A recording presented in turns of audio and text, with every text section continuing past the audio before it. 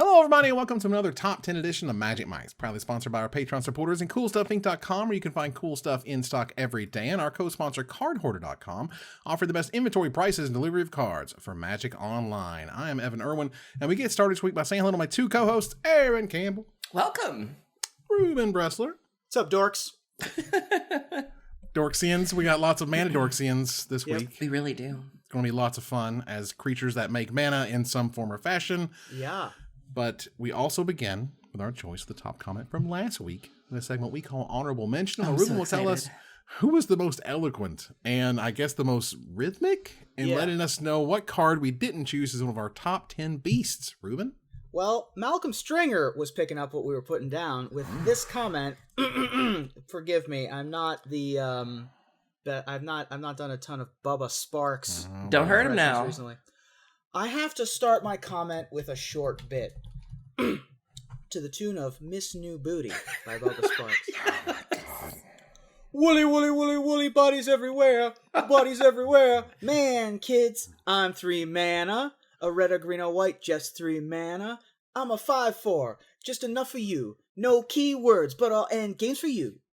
Hey, we did it. We did it. Woolly Thoptar from Shards of Alara, a card famous for wizards designing mana colors as a restriction. Maybe you don't do so with lands that produce multiple kinds of mana. Fair enough. Isn't there more to it?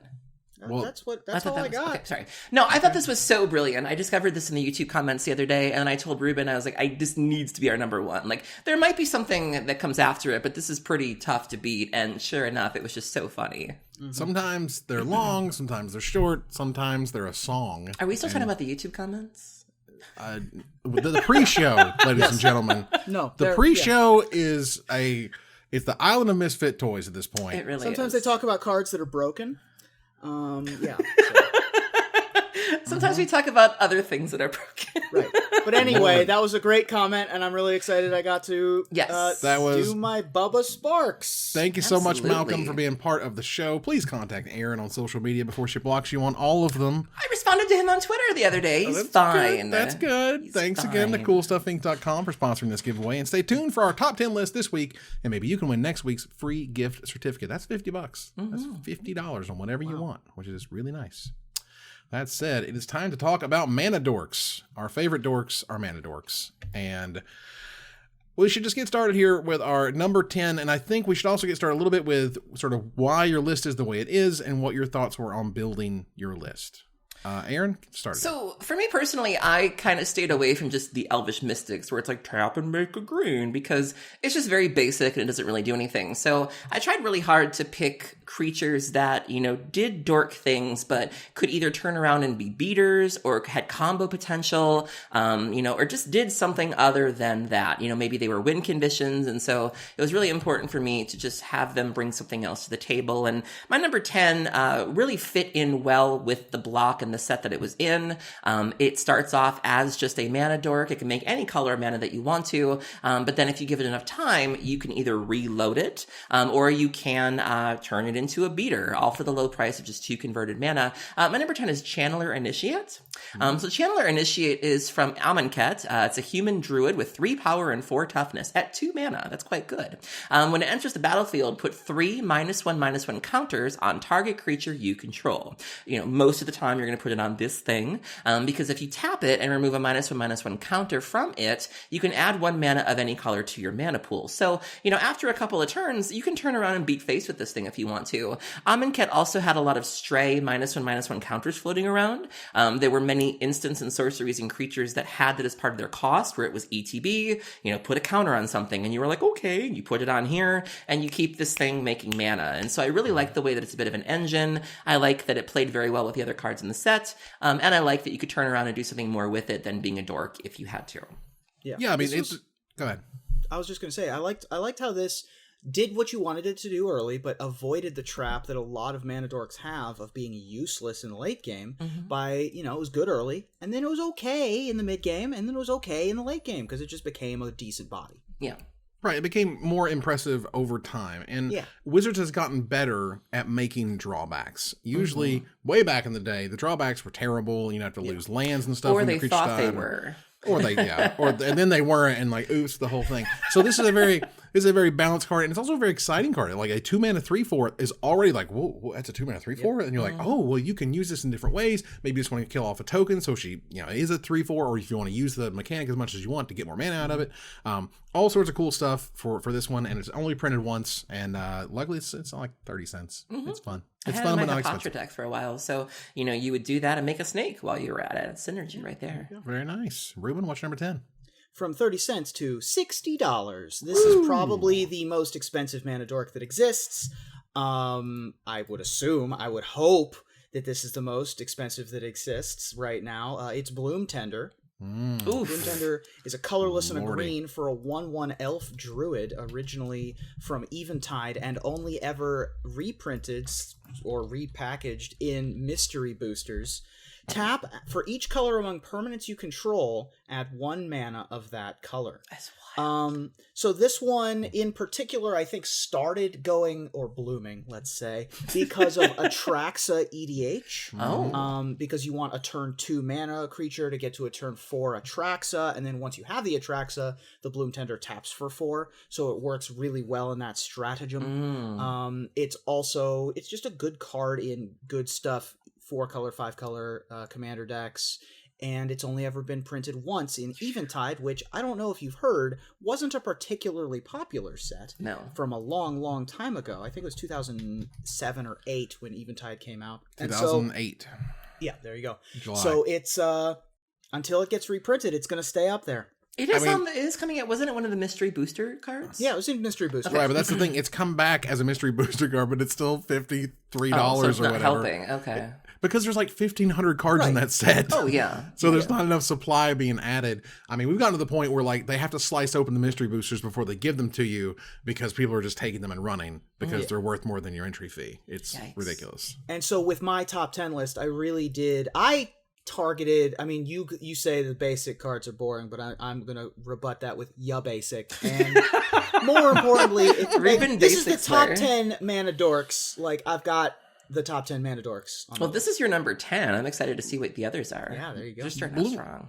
Bloom Tender in and of itself is just such a weird anomaly in that like it does something really cool and it feels like Wizards just kept like missing a window to reprint it and now it's like a $50 card and it's not $50 because it's the greatest card ever, and when you reprint it it's not going to be worth $50, which is the mistake they made with the Recruiter when they reprinted the Recruiter, like, oh, it's going to be worth $150. No, it's not. Right. I mean, I think that one of the reasons why this card was so good was because you had, the hybrids and you also had a lot of pips. And so you could have possibly brought this back in Theros if you wanted to, going back to Theros again. You're right. I definitely think there were some missed opportunities here. Right. So Imperial Recruiter is like a $34 card or so right now, but it was $150 when it got reprinted. And we're like, oh man, this card's worth in. No, it's not, because people don't really need that many copies of it, and it was just hard to find. Yeah. Bloom Tender, again, just needs to be just reprint it already. Just put it in something, please. God.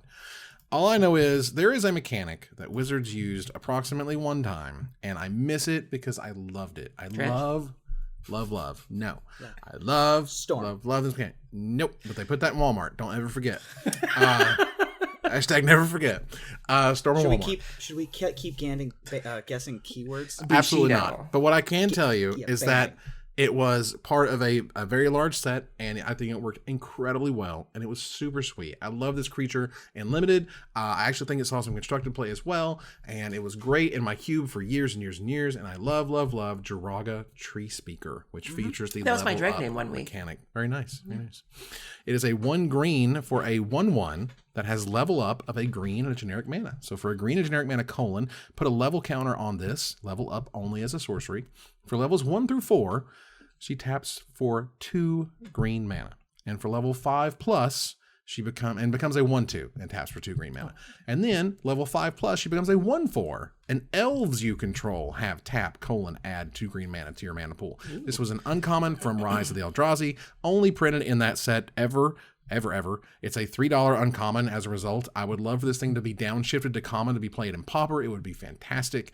This card is amazing. Yeah, because card's great. I love it. Amazing. Let's do This it. is Soul Ring, essentially, on a creature. I mean, it's not exactly Soul Ring, but it does get you to 5 mana on turn 3. You play this on turn 1. You pump 2 mana into it on turn 2, and then you can even use that mana that turn if you really want to.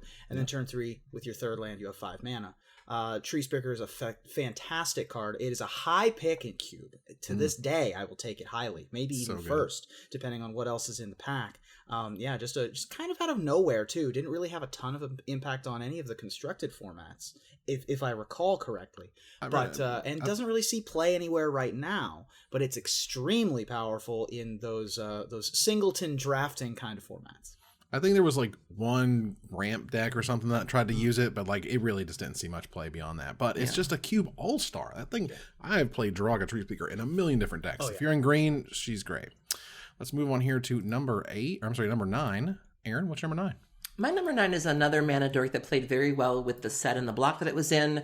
Specifically, the mechanic attached to it really made you think when you were building your deck around it, because typically you jam mana dorks. You're like, I'm playing green, Elvish Mystics, or I need a black, Leaden Mirror, put your Leaden Mirrors in there. You couldn't really do this with this card. You had to make sure that the creatures specifically were really going to pump this thing up so that it could do what it was supposed to do. My number 9 is Gyre Sage, or Gyre Sage. Gyre Sage. Gyre Sage is 1 and a green. It's a creature type elf druid from Gatecrash with 1 power and 2 toughness. It has Evolve. Whenever a creature enters the battlefield under your control, if that creature has greater power or toughness than this creature, put a +1/+1 counter on this creature, and then you can tap it and add a green to your mana pool for each +1/+1 counter on Gyre Sage. So by itself, it doesn't do anything unless you start putting counters on it. Well, good thing that, the Simic are around to put +1/+1 counters on things. And so you can either evolve it naturally, or there were sort of these other extraneous cards in Simic that let you put +1/+1 counters on it. And so if you built your deck correctly and you had, the right creatures and you sequenced them well, you could get this thing to a 2/3 and a 3/4 and start making a lot of mana. And it can also just be a body if you need it to. And so again, just playing in this really nice space of giving dorks something else to do, giving them neat synergies with the cards around them. And this one didn't see a ton of play, but it was always really neat seeing the play styles that would maximize this card. Yeah. Really good card. Another very similar to your number 10, as a matter of fact. Good in the early game, but actually maintained its value as the game went on. Gyre Sage is really interesting, and also it lives in infamy that the complete set review I did with Brad Nelson of Gatecrash for green, we totally misunderstood what Evolve did. We thought it only worked on power and not on toughness. So there's multiple times in that review where we're just like completely stumped as to why cards exist and what they're doing. And it was hilarious and has been pointed out to me many, many times. But Gyre Sage is a fantastic card. Also, one of those cards like you're happy it's a 1/2. You're like, oh, thanks for making the bar a little lower to get that first +1/+1 counter on there. That's really sweet. All right, Ruben, what's your number 9? My number 9, this is a really fun top 10 list to just hear. Like, we're going through some of the most random keywords in Magic history already, and my number 9 is no different. I'm going to put this one down as maybe the best 4 mana dork of my list, or of any list, I would say, because in my opinion, a mana dork implies that it taps for mana and that it's a creature. And I have some entries in my list that don't do that, but in my head, that's like the lawful good definition of what a mana dork is, and Karametra's Acolyte certainly fits the bill. Karametra's Acolyte is 3 colorless and a green for a 1/4 human druid from Theros, the original Theros. It's an uncommon, and it has tap, add an amount of green equal to your devotion to green, which is each green mana in the cost of permanents you control count towards your devotion to green. Never really saw play in Constructed. This is sort of a Nyx Lotus before Nyx Lotus was Nyx Lotus, if only for green. And it taps for a ton of mana in the right kind of setup, especially if you play one of those 2 mana dorks on turn 2, play this on turn 3, turn 4, go nuts. I was playing Commander with somebody the other day who had this in their deck. I don't remember. They were on Morpheron, the weird 5-color thing. The and they had a lot of devotion. They tapped this thing and they Banefired somebody for 26. And let me tell you, I howled. I was like, oh my God. And it was a Simic player too. And so, he was like, I have answers. And it was like, you really don't. Like, you need to just die. And it was the best feeling in the world because you can't counter Banefire. You can't do anything else with it. You just got to take it. And it was hilarious. It's one of those, like, back in my day, like, we had to pay a green as well as 3 more mana. We had a 1/4 instead of just an artifact. You only tap for green instead of any color you chose whenever you tapped it. This can block. Okay. All right. Well, a little bit of a butt to her, Yeah. Okay. All right. Nyx Lotus is worth how many dollars? Okay. All right. But Nyx Lotus doesn't have a butt. It's also not uncommon. About $5. It's true. It's not uncommon. Yeah, we found you, Miss Green Booty. The big old green boot. We did it. She got a bountiful harvest. It's fine. This card, my number 8 number 9 rather, is super dope. And this card has been part of many a combo. This is one of those cards that kind of teaches lessons in that wizards can't give stuff for free. In fact, this card was so beloved, it was taken from uncommon and made rare in Eternal Masters. Talking about our friend, the Heritage Druid. Oof. Heritage Druid originally showed up in Morningtide. Again, a rare now in Eternal Masters. For 1 green mana, it's a 1/1 rare elf druid that says tap 3 untapped elves you control, add 3 green mana to your mana pool. So there were plenty of ways to untap your green creatures in one way or another. And Heritage Druid was there to take advantage of it. I was there. I was playing Magic when this card spiked, and I remember it being a card that nobody really cared about to suddenly being $10 or more. And the card is ridiculous. One of the downsides to playing a creature-heavy deck like an Elves deck is summoning sickness is a thing. You can tap all of these things, and eventually they'll be Dorks for you. But why wait? You can just tap 3 untapped Elves you control now and get 3 mana out of them. Or even this. You don't even need to tap this to do it. That is a semicolon, and so you can repeat this effect. You can also do things with Nettle Sentinel to where things are being untapped and tapped again. Query and Dryad or Query to Red. I mean, the synergy, this is really the thing that makes the deck get out of control. It makes an absurd amount of mana, and it pours that mana into other things, and before you know it, the Elves deck is gaining lots of life. They're making more Elves, they're getting really, really big, and eventually they kill you. And just an innocuous-looking card that really just turns the deck around. So, and for those who don't know, Nettle Sentinel is a green 2/2 that doesn't untap during your tap set, but if you cast a green spell, you may untap it. And Query and Dryad returns a forest to untap the creature. So you'll tap your Nettle Sentinel for the 3 untapped elves, which you'll use to play a green spell, and then untap the Nettle Sentinel, and then just do it again. And then, so flashback to Pro Tour Berlin 2008. Oh yeah. I played a lot of PTQs leading up to Berlin. A bunch of my friends qualified for the tournament. And this was one of the last times that I can recall where a deck sort of exploded onto the scene in the week leading up to a tournament. The whole talk leading, like in the 2-3 days leading up to the tournament, was we broke it with Heritage Druid. Yeah. It's like, what? What are you talking about? Elves. What are you, a casual? And then turns out LSV wins that tournament, and Elves is the talk of the town in combination with Glimpse of Nature. Which is of course banned in every format now, basically. But yeah, that's basically how that deck goes off in Legacy. Heritage Druid is the engine that keeps it running and keeps filling up the gas tank with more and more mana. The fact that you don't have to tap itself, it just says tap 3 untapped elves, just knocks it into a whole other category of powerful, and no cost on that or anything or whatever. It's just absolutely terrific. Let's move on here to number 8. Mine is higher on someone else's list. Ruben, do you have a number 8? I do, and it's I think it's my first Pro Tour winning card. It is a card that almost always taps for mana because it grants that ability to creatures, and it also won a Pro Tour in Sultai Energy in the hands of Seth Manfield. My number 8 is Rishkar, Pima Renegade. Ooh. 2 colorless and a green gets you a 2/2 legendary creature elf druid, but usually isn't that size, because when Rishkar Pima Renegade enters the battlefield, put a +1/+1 counter on each of up to 2 target creatures, and it also has the ability, each creature you control with a counter on it has tap, add a green. So this was a big part of that Sultai Energy deck. It was able to make your Glint Sleeve Siphoners bigger. It could make your Long Tusk Cubs bigger, and oh, by the way, help you ramp into the Scarab God or bigger Walking Ballistas further on down the line. You know, I think if there's one thing I never want to see again in Magic, it is energy.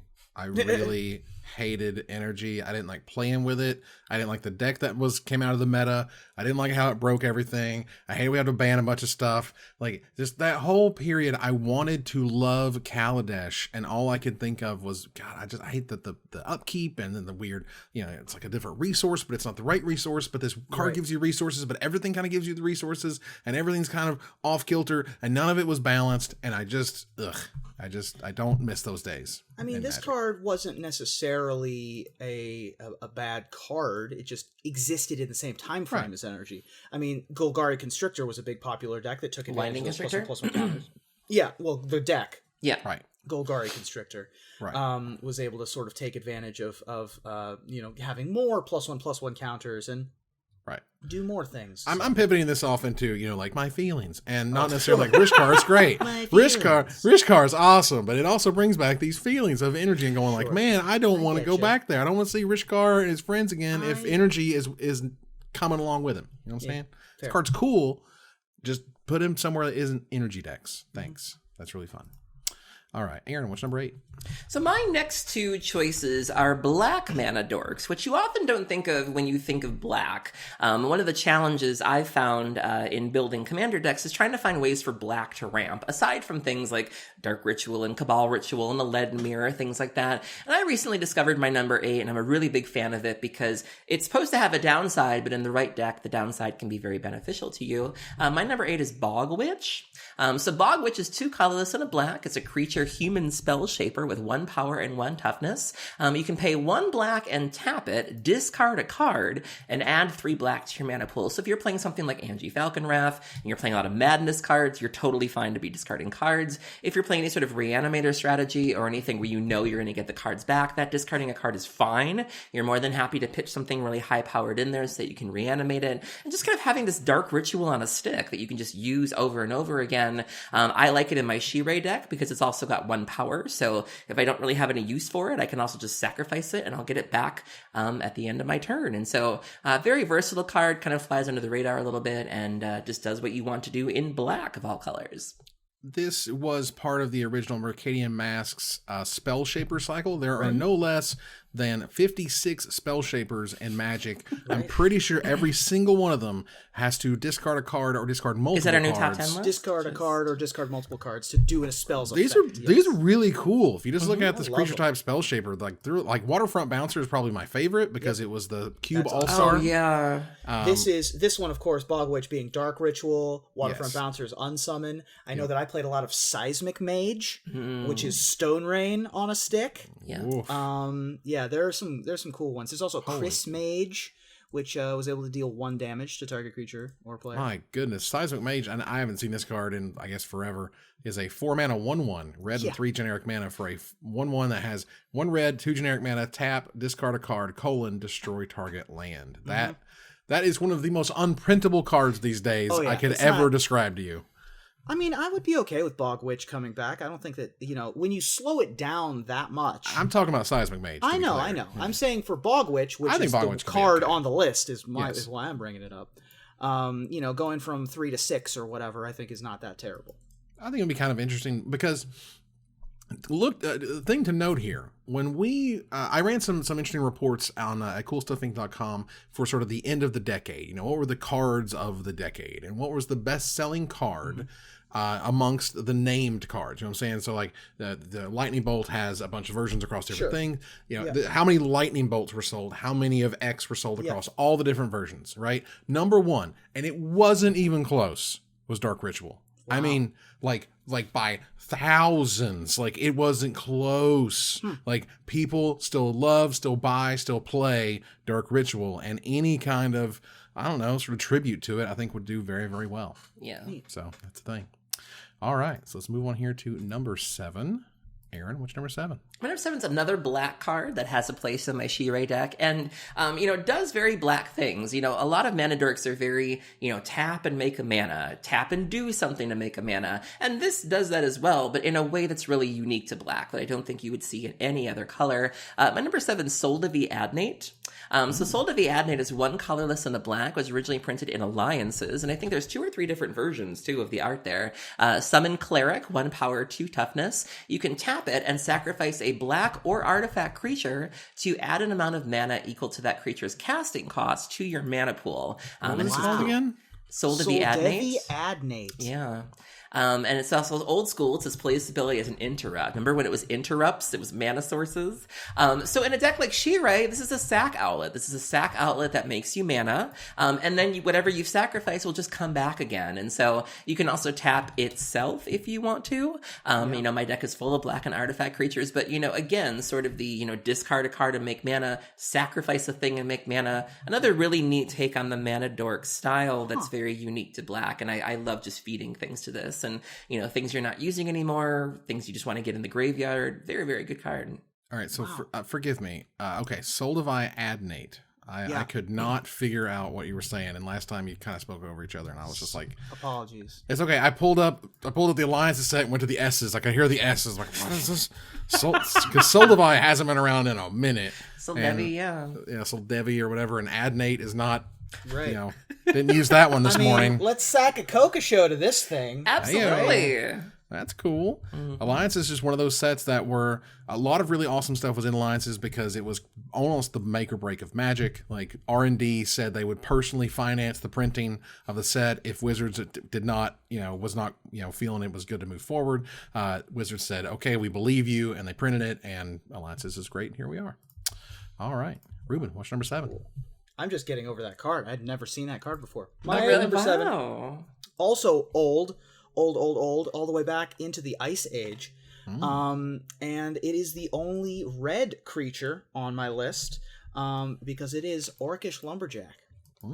I love Orcish Lumberjack. This card's great. Orcish Lumberjack is a red mana for a 1/1. It's an orc. It has tap and sacrifice a forest. Add 3 mana in any combination of red and or green. The closest it ever came to winning anything was in Worlds in 1995 when Henry Stern used it to good effect in his red-green control deck that was really the coming out party for Stormbind. But this was a good way to ramp into Org and Shivan Dragon and Yokel Hops. Oh man, a bunch of other me back. stupid You're bringing stuff. me back. It's awesome. We talked about how Jiraga Tree Speaker was kind of like a Soul Ring. This is kind of like a Mana Vault. A little bit. In that it's like way worse, but it's also a creature that has reusability and is able to ramp you from 1 to 5 on turn 2. So if you really want to do something super early as turn 2 for 5 mana, get yourself an Orcish Lumberjack. Yeah, Orcish Lumberjack was awesome. I remember powering out Urnum Djinns and stuff to this card. This card was super sweet, powered up your fireballs and whatnot. This card was just it was a casual superstar. It was super fun to play with. It was great to have kind of mana acceleration in red in a very weird way, but it really tied to green, right? And that actually gave him a really nice identity, particularly when I was learning the game of just red and green work together. Look how they work together on this card. It's perfect. And honestly, probably a little too much. Yeah. But back then we didn't really know it was as good as it was, if that makes sense. I mean, again, there were people saying that Arcane Denial was a bad spell back in those days. It was crazy. It was crazy. That said, Orcish Lumberjack is fantastic, and that was your number 7. My number 7 that I get to talk about is a big favorite of mine. This card was so good. It was leaked. It was spoiled. Someone leaked the card, and then people's like, no, there's no way. This card's too good. This card's too good. It's not how they make creatures anymore. This is ridiculous. Why would they? And remember, you remember what a mythic rare is? It's supposed to be big and huge and powerful and all world ending. Well, let me tell you, the sobering, they are a subsidiary of Hasbro, did kind of come into focus when Lotus Cobra showed up as a mythic rare in Zendikar. Lotus Cobra is a green and generic mana for a 2/1 mythic snake. It has landfall. Whenever a land enters the battlefield under your control, you may add 1 mana of any color. You see, They kicked off Zendikar preview season, as they should, showing the enemy fetch lands for the first time. And then this thing was rumored to exist, and you're like, wait a minute. That means on turn 3, you can do what with a fetch land? Like, that is bananas. Yeah. And it turns out they really did let us play with that fire for so long and power out turn 3 Baneslayers like it was nothing. I mean, that was the world we got to live in for a while. And Lotus Cobra was absolutely insane. It's still highly, highly played. Worth $10+ for a reason. This card is it's fantastic. It's in as a 2/1 beater, but it also fixes your mana while just sort of powers you ahead for just playing Magic. You're just playing lands. You want to just play the spells in your hand, and this just helps you keep going. Like, you don't need a fetch land to make this thing like fantastic. Super iconic. I mean, so iconic that it was an Iconic Masters. It's very rare that you have 2 arts that are both iconic. Yeah. Especially for a card like Lotus Cobra, but both the original Chippy pack art and the Grand Prix promo Therese Nielsen art are iconic in their own right and memorable for all the right reasons.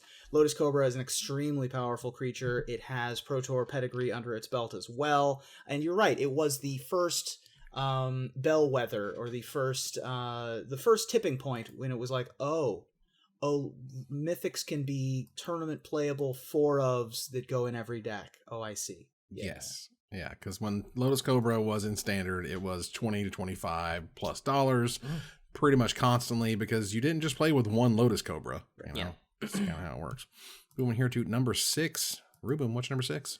My number 6 is another card from Ice Age. Now, this is the first card on my list that is not a tap to add mana. This one is a sack to add mana. And it's a bit of a combo piece. You usually see it as pretty much the only creature in a lot of these decks. Well, at least the only creature that will be in play. Oftentimes you'll see it alongside of any number of various sundry spirit guides. This one is Tinderwall. Tinderwall is a green mana, one green, for a 0/3 plant wall with Defender. And it has the following abilities. Sacrifice Tinderwall, add red, or pay a red and sacrifice Tinderwall. It deals 2 damage to target creature. It's blocking. I'm not sure I've ever seen that ability used, but the sacrifice Tinderwall to add red is certainly a useful one in decks like, Belcher. Yes. Belcher really loves its Tinderwalls, mostly because it can add to the storm count for your Empty the Warrens, but more importantly, turns 1 into 2, and once you get to 7, you can play a Belcher and activate it on turn 1, and that's what you do when you play Belcher. Oh, I have such fond memories of Belcher. Belcher was my first ever Legacy deck. Feline Longmore is the one who got me into it. She'd been trying to get me to play Legacy for ages, and we were both at an open in Milwaukee, and I, of course, did poorly in the main event, and she was like, are you going to play Legacy now? And I was like, fine. I was like, but I don't have a deck. I don't even know what the cards do. And she was like, I'm going to give you a deck, and you don't even need to know any of that. She goes, and it's called Belcher. And she opens my hand. She puts the Belcher deck in my hand. She points to a corner in the back of the room, and she goes, your 4-round side event starts in an hour, start goldfishing. And I was like, I don't know, I don't even know if I can do this. Like, what's a Belcher? And so I just start kind of goldfishing with it, and then it starts to make sense. And I ended up going 2 and 2. Nice. And so I have a lot of fond memories of this card, because I was like, Tinderwall, this is terrible. Okay. I remember this card because I thought this card was sweet. And it was one of the first cards I learned in Magic. And I was like, wow, this card seems dope. And again, between that and Orcish Lumberjacks, I was like, wow, red and green really got this bond, right? That's so what well they together. Do. I know, right? It was awesome. Red-green decks and ramp into fatties and stuff. Man, I that can was cut dope. down trees to turn them into energy, not energy capital E, but energy lowercase e, that, I can feed the flames like I do with Tinder. It makes sense. Very nice. Aaron, Not what's with number swiping 6? Tinder, but That would come Your girlfriend's going to be like, what? 15 years later. It's fine. I would swipe right on Tinderwall. Wow. I don't know.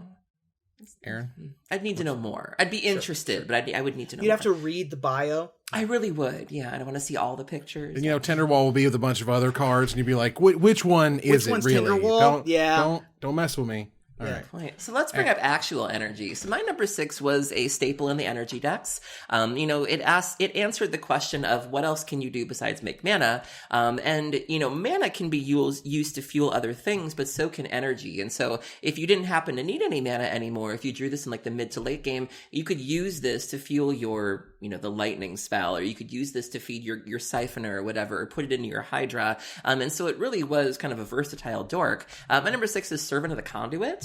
So Servant of the Conduit is 1 colorless and a green. She's a creature type elf druid from Kaladesh, 2 power, 2 toughness. When she enters the battlefield, you get 2 energy counters, and you can tap her and pay an energy to add 1 mana of any color to your mana pool. So she fixes your mana. If you don't need the mana anymore, you can put that into one of your other spells that needs energy. If you're playing like a turn 1 attune either, you're going into this with even more energy. And so you can either choose to refuel this thing, or you can choose to put that mana or put that energy into other spells. And so this is just a really versatile way to do a dork. It was very popular in the energy decks, obviously, and it's just a fine body too, just a 2/2. Like, you'll take it, it's fine. I really hated energy, all right? It was really, seriously. Tell us more. They had to ban Lay of the Land. That's how bad it was. It was awful. This card is sweet and was fine and it's good for what it did. I was glad it was a 2/2, which was really sweet, but just, I can't, the energy, man, it hurt me. It hurt me bad. It hurt my magic soul because it just didn't work at all. If we ever do top 10 worst abilities, top 10 hurts my brain things. It's going to be this and Storm in Walmart at the top of Evan's list. I swear to God, Storm in Walmart. I can't. I don't know what they're doing. I thought it was fine. You gotta get the kids interested, They're never too young to learn Dredge or Storm. Wu-Tang is for the kids. Storm is not for the children, all right? Oh. All right, there you go. So look, my number 6 here is more recent, but I think we've not seen the last of it. I also think that we're going to see more of it as time goes on, and I think we're going to see more of it as Pioneer exists and even Modern exists, because this card is dumb. It creates its own permanence. It creates its own ability for you to gain life. It is Gilded Goose. Gilded Goose is a hell of a magic card to have just come out and thrown a Eldraine. And for 1 green, it's an 0/2. It's a rare bird that has flying. When it enters the battlefield, you make a food token, which is an artifact with 2 generic mana. Tap, sacrifice, : you gain 3 life. You can pay a green and a generic mana, tap, : to create a food token. Or you can tap, sacrifice a food, add 1 mana of any color. And all these abilities are ridiculous. Like, these abilities are way overpowered for what we were certainly ever used to. We felt like they would never just reprint Birds of Paradise at this point. And they're like, we'll just give you Gilded Goose instead, which was an 0/2 flyer instead of an 0/1, which made things that gained you life for the entire game. It didn't just make that one thing that one time. Yeah. In a different universe, 5 to 10 years ago, this thing would have made 1 food token when it enters the battlefield, and that's it. That's it. All your other food token comes from somewhere else, but it makes the 1 food token. Having this thing make a food token just shot it into a stratosphere of some of the best Magic cards ever made. Because this was another card that had late game usability. Instead of becoming a mid-range creature in the mid game, though, it gave you another permanent. It gave you more life. It gave you another thing to sack to your Cauldron Familiar or use with your wolf. The 3/3 wolf that you can sack food to, or whatever you need to do. It's a beautiful day in the village, and you're a horrible goose. And this thing absolutely ruined.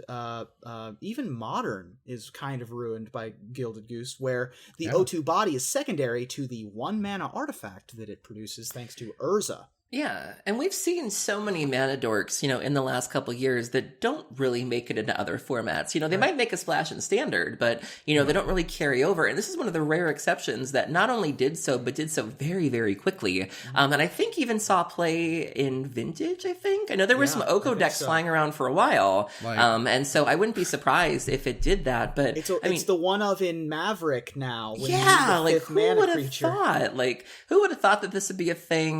The food is relevant, the artifact type is relevant, making different kinds of mana, the fact that you can refuel it, it's wild. Like, Throne of Eldraine was the set where they said, look, we're pushing this power level for real, and multiple cards were banned, and this card does more than we ever expected it to. This thing is absolutely terrific. And honk. We get to move on here to number 5. That was just for Erin. She hates that. It's amazing.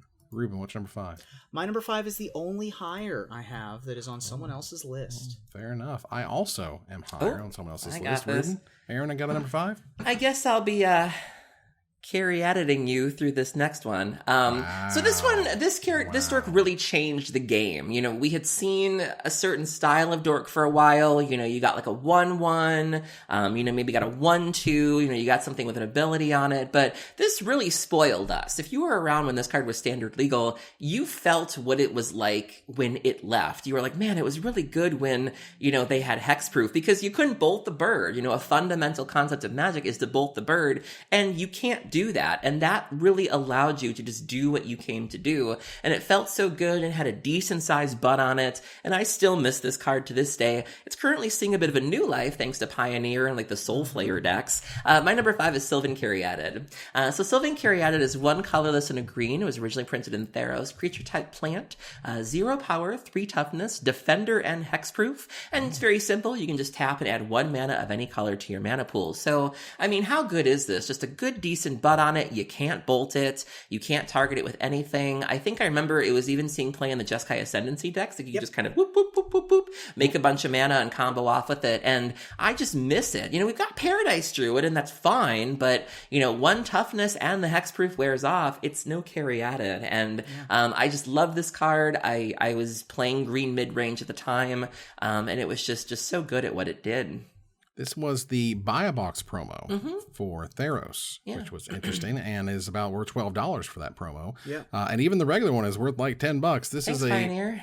This is a well-loved card that with hexproof, not just, you know, hexproof while it's untapped, for example, just kicks it into a whole new world of you're always going to have this as a mana dork unless I play some sort of wrath, and normally you don't, and it's going to block 2 power or less forever. And as a result, that's a fantastic card. And it won 2 different Pro Tours in the hands of Ari Lex and Patrick Chapin. They shared a lot of cards between those 2 decks. And even to this day, that new Niv Mizzet Reborn deck that was popular at PT Brussels is running Sylvan Caryatid, because any way to be able to play your Bring to Lights and your Niv Mizzet Reborns for full value. Yeah, I mean, so Theros came out before Khans, so we went into this wedge set with all sorts of multicolored dragons with Sylvan Caryatid, so, you know, it wasn't hard to play 4 or 5 color dragon decks with this. And this calls back to Carven Caryatid, which originally showed up in Ravnica, City of Guilds. Original old school Ravnica, which was a 3 mana 2/5 with Defender that drew you a card, which was also terrific and also saw lots and lots of play. Now, here's my word nerd coming out. A Caryatid is a carven figure of any kind, really, but often it was a pillar of a building that was used as also a sculpture. So something that was a pillar as well as a buttress to a building or something along those lines. It means a Caryatid. You know, we're talking about the mana dorks, not the book. Listen, dorks, man, you went off on Seismic Mage. I don't want to hear it. Let's move on here to number 4. Ruben, what's number 4?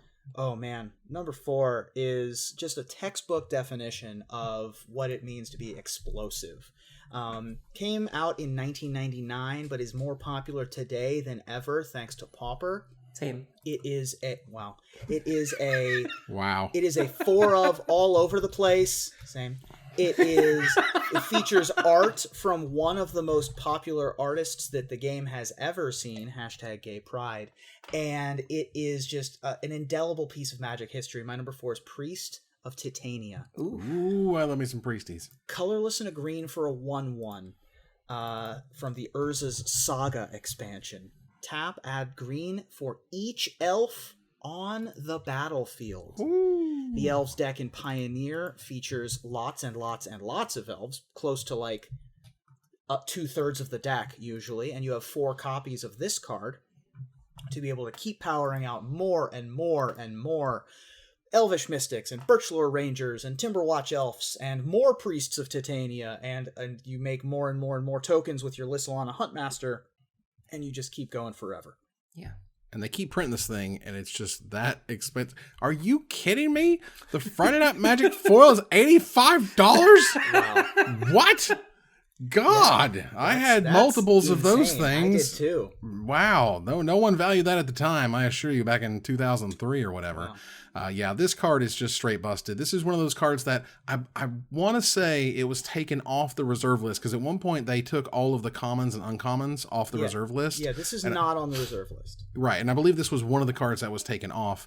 Either way, they've printed it a bunch of times. It's still worth $4 to $5 because that's just a fantastic card, and Even you don't run the World one. Championship deck versions, which are gold bordered, and there's 2 different versions of them, are worth at least $3. That's kind of hilarious, but still awesome, because Priest of Titania certainly is. Aaron, what's your number 4? So my number 4 had been around for a while, but I don't think it really became too popular until Amonkhet came out, and people realized that you could form a bit of a combo with it and then use it to make infinite mana, and then pour that mana into something like an Azuri or something like that to run you over with a really, really big green strategy. And before I knew it, the card was expensive and had to be reprinted until it finally was reprinted in Ultimate Masters. My number 4 is Devoted Druid.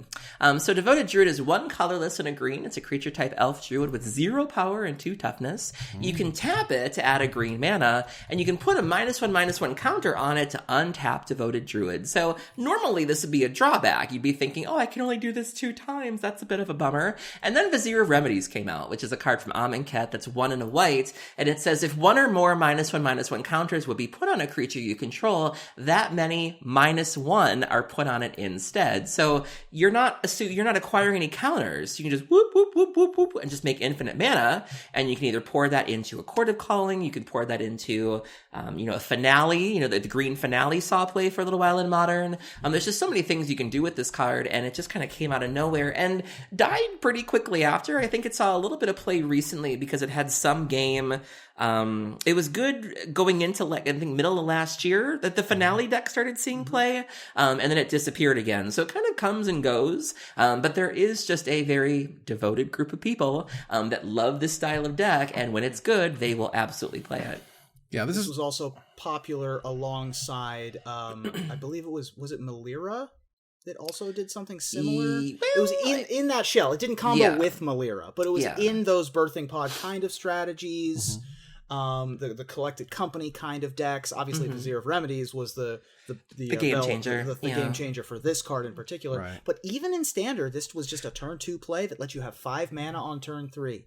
And so I recall there was a States tournament where I played a Dramatic Entrance deck. And I played 4 Devoted Druids, and then I would play Dramatic Entrance and put in like a Doomgape or something stupid. And that was fun. Every once in a while, you have people who try to essentially sort of play the market, and adjust MTG Finance how they want.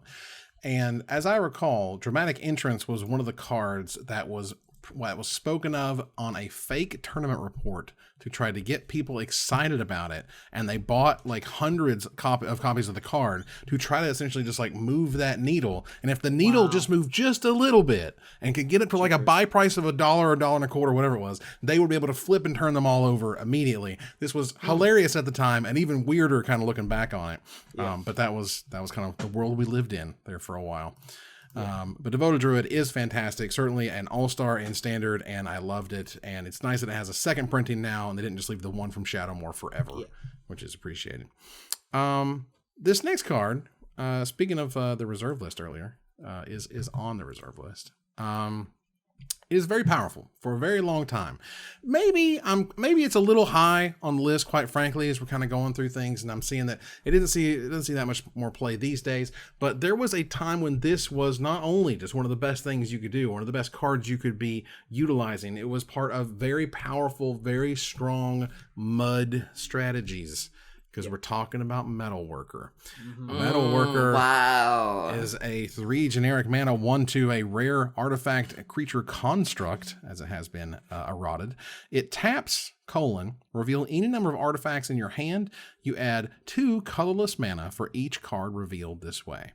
And be able to reveal 3, 4, whatever numbers of artifacts in your hand. Suddenly you're powering out a 6-drop on turn 4 or earlier if you can get it out a turn or 2 early. Of course, when you have Moxen and whatnot, it gets even sillier. So Metalworker is quite the mana dork in and of itself. This was my number 5. Nice. I have great love for Metalworker. Boy, howdy, do I love a Metalworker. One of the few cards that has 2 Pro Tour wins under its belt. One of them in the hands of John Finkel at Worlds in 2000 in Brussels. That was the classic Tinker deck, and that deck had 4 copies of Metalworker in it. Really just a fun card. I just like powering stuff out. It's great in Cube. I just feel nice when I have Metalworker. I remember the first time I ever played against it when I was still kind of dipping my toes in Legacy, and the Metalworker decks or the Mud decks have never really been terribly popular. So I'd been playing Legacy for a while, and I was actually really excited to finally be facing it. And I remember thinking just like, how bad could it be? How bad could it be letting them untap with it, right? Right, and then when I saw the reveal, I was like, oh no. And before I know it, it's like, oh, here's the Wormcoil engine. And I'm like, what? Or here's the Kuldotha Forge Master. And I just remember happening so fast and being so explosive and just being like, what just happened? Yeah. One of the coolest things that you can do with Metalworker is you can play it with Lightning Greaves in a lot of formats. And you can play Lightning Greaves before you even play the Metalworker. You can drop the Metalworker, immediately equip up the Greaves, and then then go nuts at as much as you want, or reveal the Lightning Greaves as part of the reveal and essentially get it for free. Mm-hmm. And so there's a bunch of interesting combos with that. Kuldotha Forge Master, you can attack immediately with your Blightsteel Colossus if you're tinkering immediately, or casting it if you have just enough cards to reveal to your Metalworker, I guess. Yeah, card is super fun. I just love it so much. And it's adorable. That art is adorable. And yet another reason Lightning Greaves is at least a $7 card after being reprinted 9 times. Yeah. Goodness gracious. All right, let's move on here to number 3. I am entering the world of sames. Oh, me! For literally my last 3 picks are the same. So first up, who do I share number 3? That was you, Aaron, you said? Me. Let's talk about our number 3. It's great.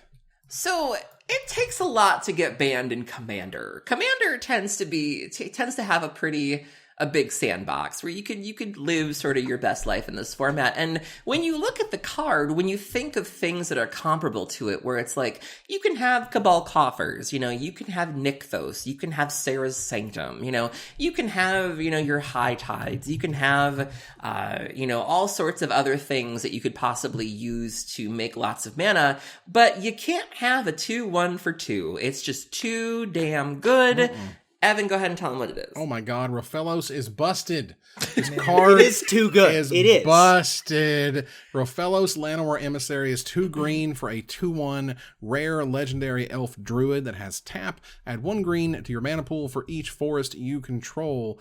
That is ridiculous. There's no 2 ways about it. It's just busted, and it's like we're and this is versus Destiny, right? This is like the block where they didn't understand that mana was kind of like how this game works, and if you just give someone 37 of it every turn, your game is going to break. And untapping this thing to do it again, like it doesn't take much for Rofellos to just power out stupidly crazy, ridiculous things. Honestly, it's a miracle because green was so bad back then. They didn't really have much to really ramp into, because if they had, we'd have really seen this thing shine. Instead, it just like busted up all over the casual tables because, my God, who wants to face this as a commander? Seriously. Ugh. Right.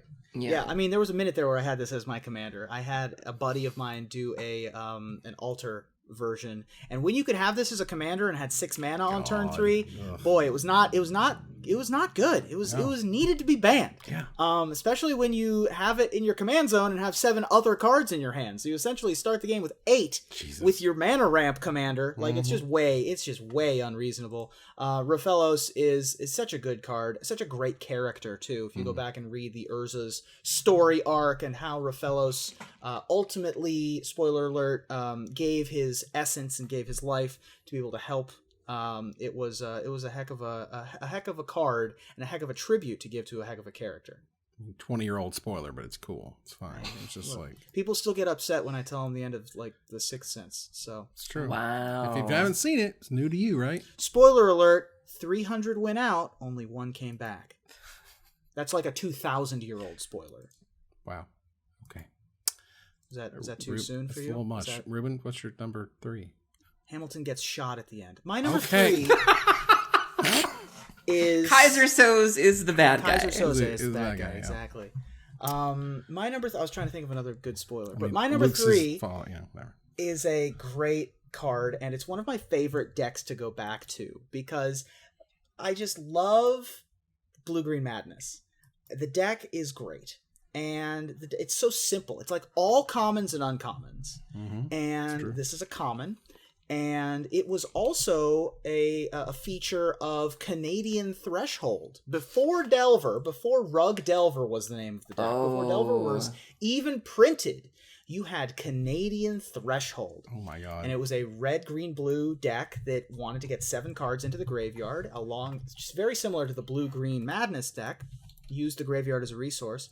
Early, it was a mana creature. Late, it was a beater along the lines of, what a lot of Aaron's list was. It had early game usability, late game profitability, and it also gave you the right to bear arms. Number 3 is Werebear. Werebear is a colorless and a green for a 1/1 human bear druid. It taps for a green and has Threshold. Werebear gets +3/+3 as long as there are 7 or more cards in your graveyard. It was reprinted in Eternal Masters with different art and different flavor text, but that Odyssey original printing will always be near and dear to my heart. I mean, they always say Werebear, not Howbear. Right. You know what I'm saying? That's what they say. Well, they only say that when you're around, Evan, because rawr. Hi, Carrie. Carrie, she just hears me say things. I just start randomly saying things because I'm responding to you guys, and it's great. Don't worry. You just need to non-context. Yeah. All I know is Werebear is a fantastic card. Saw a ton of play for a very, very long time. These days has more or less kind of been left in the dust of left behind. Powerful mana producers, whatever. Right. But when it had its day, it was awesome from start to finish and super fun. Not only that, just in limited stuff too. It was a great, just a good card. Just a good card. Let's move on here to number 2.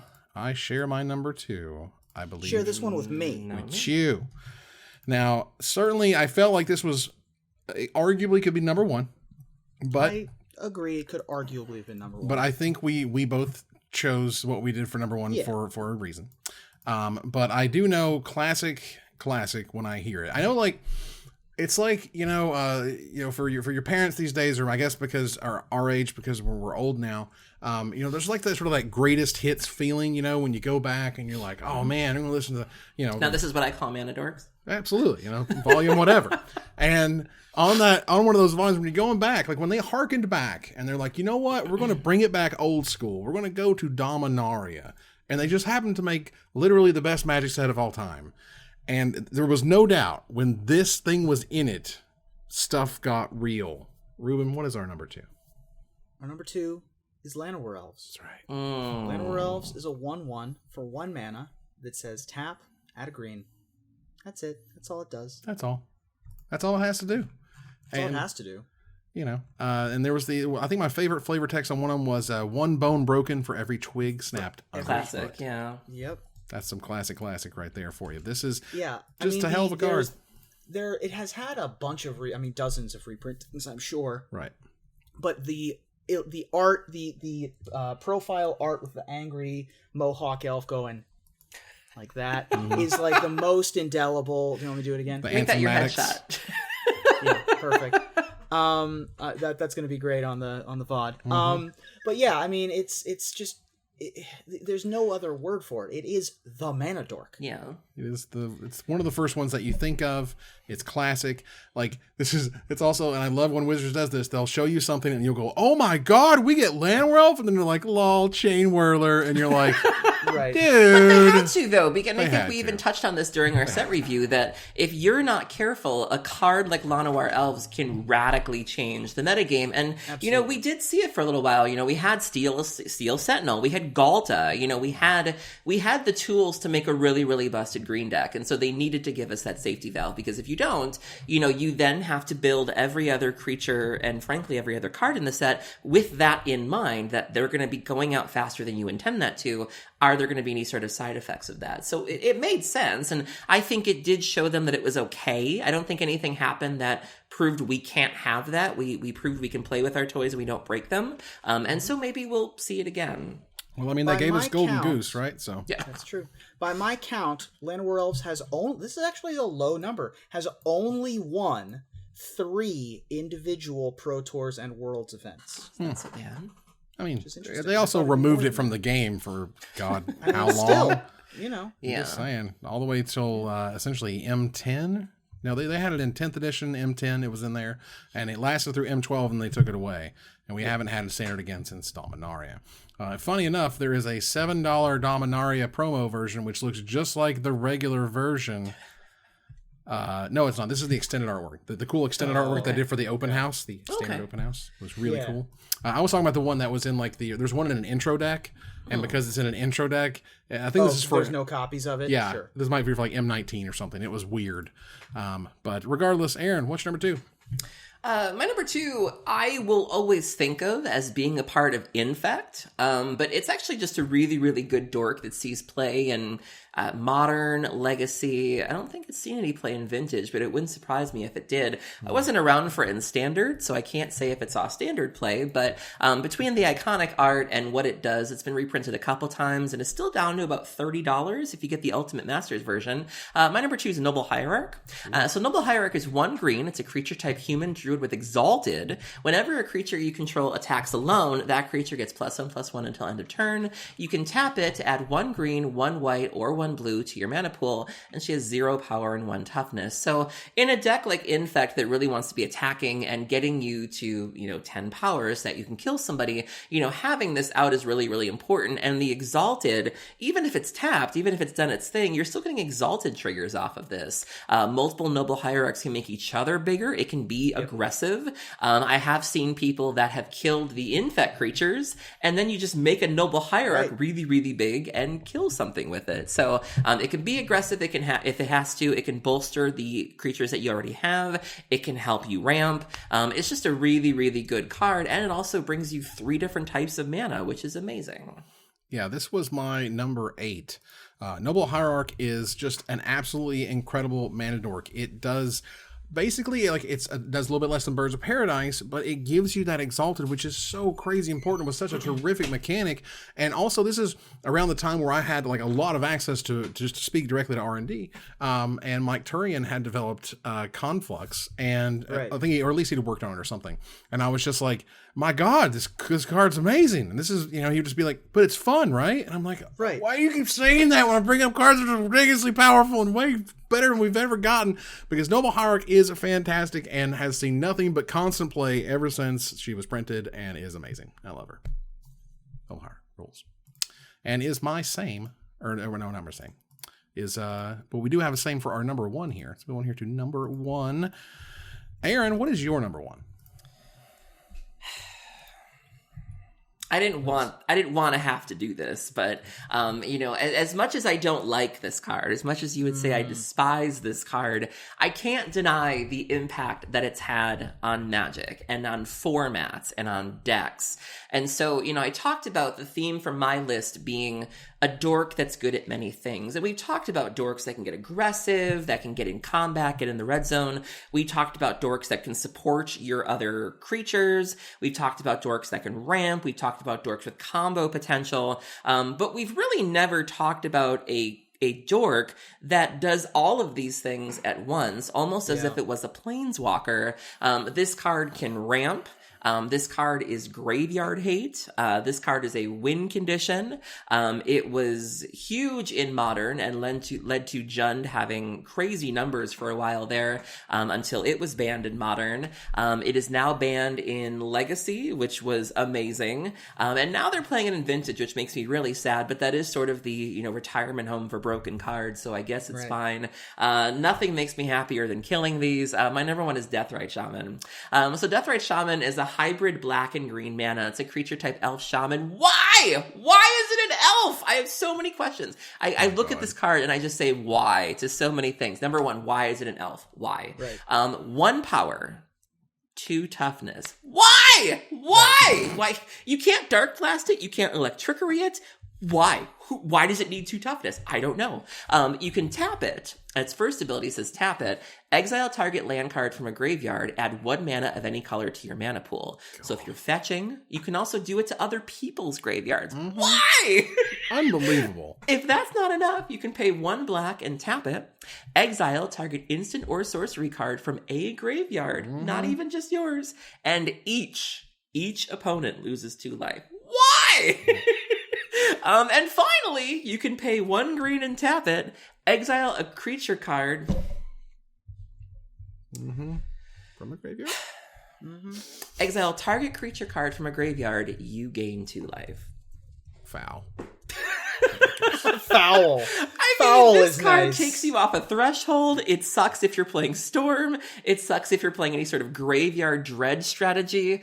You can eat things with persist so that they don't come back anymore. The ramping on this thing is just ridiculous if you try to life from the loam. I mean, this card just wins games by itself. Like, you can keep a hand that has multiple death rights. They're also good in numbers. A lot of times, having 2 Llanowar elves isn't great. Once they've gone past their usefulness, you are more than happy to play Deathrite Shaman, some fetches, and a couple draw spells because you can run away with the game at that point. It's very aggressive to creature strategies. You just are never really going to get through at that point because they're always going to be gaining, that random life. And when this was banned in Legacy, you did see the floodgates kind of open of all the strategies that this card really prevented from being popular. And so it's just incredibly good for what, how little it costs. It's just a powerful card. And, we've certainly had some powerful contenders among all of our lists, but none of them do as many things as this card and as well as this card does it. And hopefully we never see it again.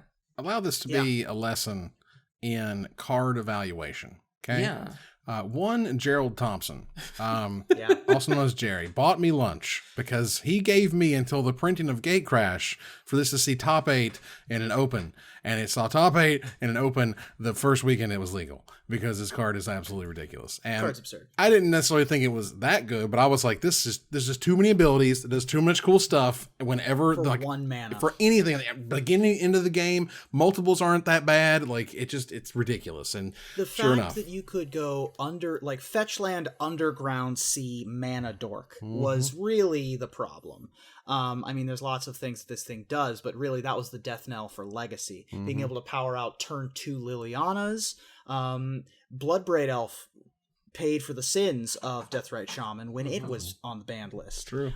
This card has been the subject of much consternation. It was the reason why Jund had the highest rate of play, I think, of any deck in any Pro Tour when Jund was a full quarter of the field at that one Pro Tour, like for a whole decade in a row. Deathrite Shaman is absolutely absurd. This was my number 5 because I do feel like it was in the top 5 all-time mana dorks. This thing just does freaking everything. Like, what does it not do well? It does everything well. But we're going to run to our number 1, our shared number 1. I got same. I'm on all the wavelengths. I'm on Aaron's and yours all at the same time. That's right. But I love our number 1. It was one of the first cards I got to see when I was learning Magic, and one of the first cards I was essentially told about. This was one of the things. This is one of the cards that when they say, okay, this is green, and this is what green does, and they handed me a copy of our number 1. Ruben, what is it? This card has won Worlds 5 times. Jeez. Wow. This card has won a Pro Tour. So it has stood at the top of the mountain a half dozen times. From 1994 all the way through 2011 in the hands of any number of people. Most recently, Brian Kibler winning at Pro Tour Dark Ascension in Kessig Titan. Our number 1 is Birds of Paradise. Yeah, Birds of Paradise is 1 green mana for a 0/1 rare bird that has flying and tap, add 1 mana of any color. All the way from Alpha. Indeed. That's right, the rarest of birds. Wizards will not give us this card back. They tried. They gave it to us for a second. Yeah. For a second. Well, I mean, back in the day, they gave us, through 2010, Magic 2010, all the way through 2012. And then they're like, okay, you'll get it for Conspiracy, so it's not in Standard. You'll get it for the RNA Guild Kit, so it's not in Standard. It's in the Mystery Booster, so y'all can have a $6 card to open, which is great.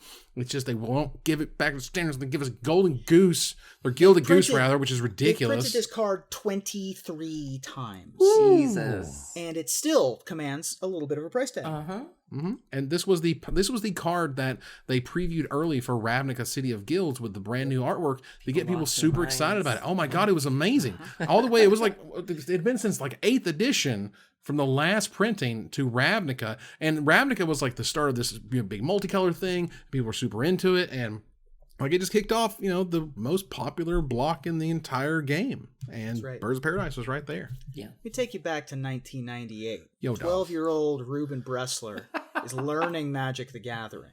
He's getting hooked. He's really excited about Magic. And I get my hands on a play set of Birds of Paradise, one in each of 4 different languages. One Spanish, one English, one Spanish, one German, one French. And these are my white-bordered 4th edition Birds of Paradise. And they are the first cards I ever got signed by the artist, Mark Poole, at Origins Game Fair.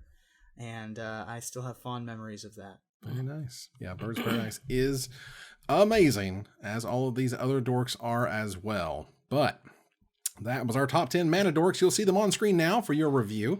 Take a look at my list, Aaron's list, Ruben's top 10, and we want to hear from you about what card we did not talk about, and we'll select our favorite to win a $50 gift certificate to CoolStuffInc.com. But before we go, I want to thank my co-host. Thank you, Aaron. Thank you for having me. Thank you, Ruben. Honk! Just goes through my soul. Moves to our final slide. I want to thank our sponsor, CoolStuffInc.com, our co-sponsor, CardHoarder.com, my co-hosts, Aaron Campbell and Ruben Bressler, you guys for watching or listening. I hope you support us at Patreon.com/MagicMikes. Follow, like, tweet, favorite, share, subscribe to everything social that tells people we exist. Catch us online at twitch.tv at MagicMikes, on Twitter at MagicMikesCast, our Magic Mike subreddit, and like the Magic Mikes page on Facebook. Talk to us privately at MagicMikesPodcast@gmail.com. Follow the audio-only podcast at MagicMikesPodcast.libsyn.com, or find us on iTunes or Spotify. Join us here next week. Same time, same place for another episode of Magic Mikes. Good night, everybody.